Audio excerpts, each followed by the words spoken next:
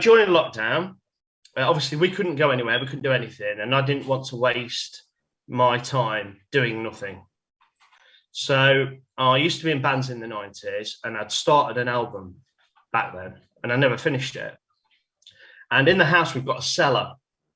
So I thought, right, I'm going to convert that cellar while I've got nothing to do, and I'm going to convert it into a recording studio. Bear in mind, I'd never done this before. So I just went on YouTube and learned how to do everything on YouTube. So then I had my cellar, my studio. Then I bought the equipment. I researched that. Didn't know how to mix. I didn't have a clue. And then I had these bunch of songs, and then I did an 8-track album. And I did it all off YouTube, everything. Then I started at Paul Keneally's house. And obviously he heard me singing. His neighbours heard me singing. So we get talking in his office. And he says, well, funny, because during the start of lockdown, I started a record label, an independent record label called New Reality Records. And it's something I've always wanted to do since a child. And so obviously I'm telling him about this album I've done, and we're having this conversation. And he says, well, let me have a listen to it. And I'm like, what, really? And he's like, well, yeah. He says, no point sitting on your hard drive, is it? I might as well at least listen to it. No, if I don't like it, I don't like it. So I gave it to him on the Friday, because I still had about 4 weeks left at working at his house. So I thought, if you give it to him on the Friday, he can listen to it over the weekend. If he doesn't like it, I can go back to work on a Monday. He can just, we'd have to speak about it again, so to speak. But he pulled me into the office. He says, I really like it. It's something a bit different. It's very 80s retro pop. How do you fancy releasing it on my record label? So I was like, what? Really? Because yeah, when you gave him the drive, you were expecting to get some feedback. You weren't expecting an offer. No, I wasn't expecting an offer. And it's all down to his wife calling me about 6 months before to book me in to do 3 bathrooms in their house. Because of your work as a plumber, not because you were going to serenade them. No. As a plumber, they wanted 3 bathrooms in renovating. And so she'd got my number from a friend of hers who I'd done the bathroom for. And yeah, and it all went from there. So if she had never rang me, this would never have, I wouldn't be talking to you now. It's as simple as that, And it was just luck. It was just the right place at the right time. I tried so hard 25 years ago and it not happened. And then there I was with this record deal, giving him my album. And then he's sending me these links to all these different platforms that it's on. And it went from there. Do you want me to carry on?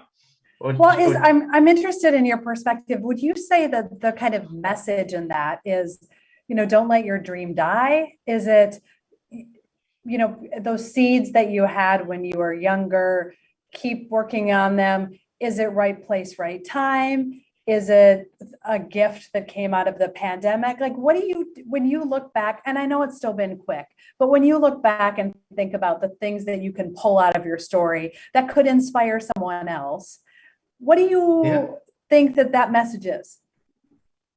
If you don't have a dream, how can you have a dream come true? That's incredible. I mean, mic drop, like we're done. Okay. Wow. If you don't have a dream, how can you have a dream come true? How can you have a dream come true?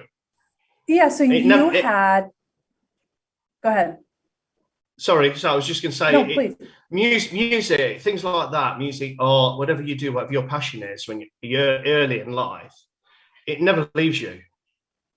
It never leaves you. It's always there in the back of your mind. So that means that you have to, adult life happens and the dream or the seed of passion about art, music, whatever it might be, has to maybe take a back burner. Don't take it off the stove, just move it. And then when the time is right, move it back to the front row. Yeah. And that's what happened at 30. I thought 30, I've not done it. Right. Okay.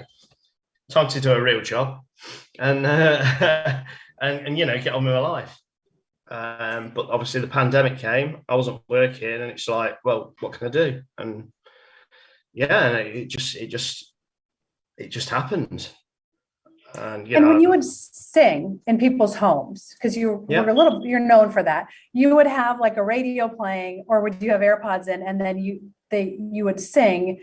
And did people say to you like, Kev, stop singing, it's too loud, or I'm trying to work, or my kids are sleeping, or did they encourage it? No, because I always, like, the first thing I always do is say, when I go to Christmas house, do you mind if I have my radio on? I always ask, always, wherever I am. And then I'll say, you know, you might hear me singing, you know, you can tell me to shut up if you like. But it's not so bad now because I've got an apprentice with me. So I don't tend to sing much now because there's apprentices with me, and she'd probably be telling me to shut up. So you're still plumbing? I'm still plumbing, yeah, I'm still working. You're not, you know, just becoming a rock star and forgetting about the trade? I want it to, but it's a slow process. It's not. The thing is, it's like I get a lot of people say, "Why are you still plumbing?"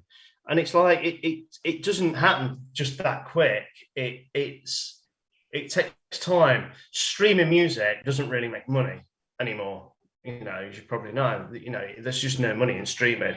So you've got to go out there and you've got to perform, or there's merchandise and stuff like that. So my next thing now is I've kind of got an agent now. As in, I've got an agent, but I'm not signed to this agency. So my next thing to do now is to put a show together and then go out there and start performing and get myself ready, because obviously when the film comes out, then I want to be ready.